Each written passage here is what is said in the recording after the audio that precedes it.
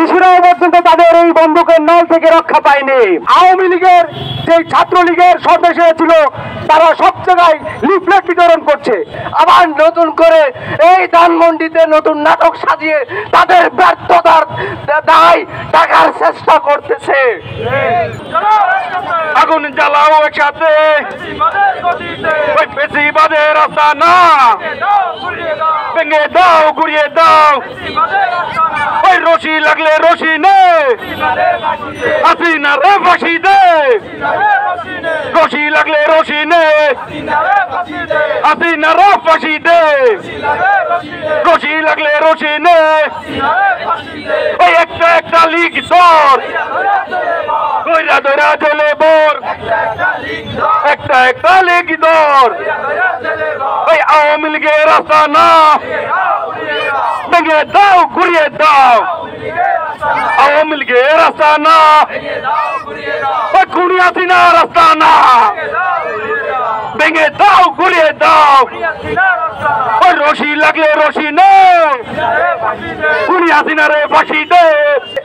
এই 6 মাস পেরিয়ে যাওয়ার পর তাদের এই ব্যর্থতা ঢাকতে নতুন ভাবে তারা বিভিন্ন জায়গায় কারসাজি করতেছে, যেই ভাঙ্গা বা গড়ার যেই খেলা খেলতেছে এগুলো তাদের ব্যর্থতার দায়ী, মানে এটা ঢাকার জন্যই করতেছে। আমি মনে করি তাদের প্রধান কাজ কি হওয়া উচিত ছিল, তাদের প্রধান কাজ হওয়া উচিত ছিল তারা এই গণঅভ্যুত্থানে সরাসরি মানুষদেরকে খুন করেছে, যারা শিশুদের বুকে গুলি মেরেছে তাদেরকে গ্রেফতার করে জনসম্মুখে শহীদ মিনারে তাদের ফাঁসি দেওয়া উচিত ছিল, কিন্তু তারা তা করে নাই। তারা তাদেরকে সেফ এক্সিট দিয়ে আবার নতুন নাটক সাজাচ্ছে। তারা টাকার বিনিময়ে তাদেরকে সেলফ এক্সিট দিয়ে আবার নতুন করে এই ধানমন্ডিতে নতুন নাটক সাজিয়ে তাদের ব্যর্থতার দায় ঢাকার চেষ্টা করতেছে। আওয়ামী লীগের যে ছাত্রলীগের সদস্য ছিল তারা সব জায়গায় লিফলেট বিতরণ করছে। 6 মাস পরে একটা বিপ্লব হওয়ার পরেও গণহত্যা যারা করেছে তারা কিভাবে সাহস পায় লিফলেট বিতরণ করার? এই সরকারের কাছে আমার প্রশ্ন। বাংলাদেশ ছাত্র অধিকার পরিষদ ফ্যাসিস্টদের আমল থেকেই তাদের চোখে চোখ রাঙিয়ে কথা বলে আসছে। মনে রাখবেন, আওয়ামী লীগের রাজনীতি যদি এই বাংলাদেশে নিষিদ্ধ না হয়, গণ অধিকার পরিষদ, ছাত্র অধিকার পরিষদ কখনো থেমে থাকবে না।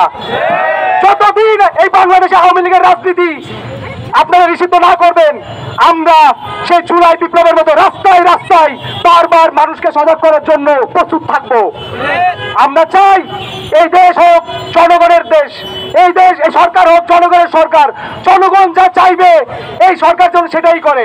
আমরা চাইছি এই সরকার যেন আওয়ামী লীগ সহ আওয়ামী লীগের যত দোসর আছে প্রতিটা সেক্টরে সেক্টরে তাদেরকে যেন সরিয়ে ফেলে নতুন একটা দেশ আমাদের উপহার দেন।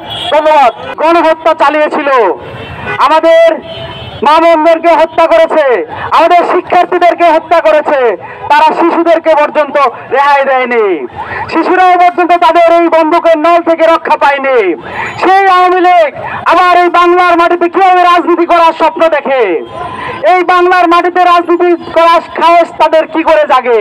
তাদেরকে পুনর্বাসন কারা করছে, তাদেরকে সাপোর্ট কারা দিচ্ছে, এইটা খুঁজে বের করতে হবে আমাদেরকে। আপনারা জানেন, আমরা এই গত 6 মাস হলো নতুন সরকার গঠিত হয়েছে। এই সরকার কিন্তু কোনো ভোটে গঠিত হয়নি, জনগণের ভোটের মাধ্যমে সরকার গঠিত হয়নি। এই সরকার গঠিত হয়েছে ছাত্র জনতার সমর্থনের মাধ্যমে। যেই ছাত্র জনতা তাদেরকে সরকার গঠন করার এখতিয়ার দিয়েছে, আজকে সেই ছাত্র জনতার পক্ষে তারা নাই। তারা কি করছে? তারা সেই আওয়ামী লীগকে নানানভাবে পুনর্বাসিত করছে, তারা আওয়ামী লীগকে নানান রকম অ্যাক্সেস দিচ্ছে, তারা আওয়ামী লীগকে এখন পর্যন্ত নিষিদ্ধ করছে না, তারা আওয়ামী লীগের নেতাকর্মীদেরকে সেফ এক্সিট দিচ্ছে। আপনারা আজ পর্যন্ত কজনকে দেখেছেন গ্রেপ্তার হতে? এই 2000 মানুষ হত্যার দায় আওয়ামী লীগের কজন গ্রেপ্তার হয়েছে? আমরা বিভিন্ন জায়গায় দেখতে পাই আওয়ামী লীগ, ছাত্রলীগ, যুবলীগ এবং তাদের দোসরদেরকে যখন ছাত্র জনতা উত্তম মধ্যম দিয়ে পুলিশের হাতে সোপর্দ করে, তারা যখন আদালতে যায় 1 থেকে 2 দিন, সর্বোচ্চ 3 দিনের মাথায় তারা জামিন পেয়ে যায়। কি এক বিচার ব্যবস্থা!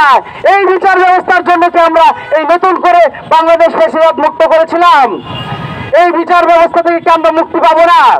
আমরা আবারও হুঁশিয়ার করে সরকারকে বলে দিতে চাচ্ছি, উপদেষ্টাদেরকে বলে দিতে চাচ্ছি, ছাত্র জনতার বিপ্লব শেষ হয়নি, ছাত্র জনতা এখনই বাড়ি ফিরে যায়নি। আপনারা দেখেছেন গত 2 দিনে কি ঘটেছে বাংলাদেশে, ছাত্র জনতা এখনো বাড়িতে যায়নি। আজকে হয়তো আওয়ামী লীগের নেতাদের বাড়ির ইট খুলে নিয়ে যাচ্ছে। আপনাদের উপদেষ্টারা যদি আওয়ামী লীগকে নিষিদ্ধ না করেন, আওয়ামী লীগকে আবার পুনর্বাসনের সুযোগ দেন, আপনাদের বাড়ির ইটও একটাও থাকবে না। আপনাদের বাড়ির ইটও কিন্তু ছাত্র জনতা খুলতে জানে। তাই আপনাদেরকে বলছি, আওয়ামী লীগকে অনতিবিলম্বে নিষিদ্ধ করুন, ছাত্রলীগ যুবলীগকে নিষিদ্ধ করুন। ধন্যবাদ সকলকে।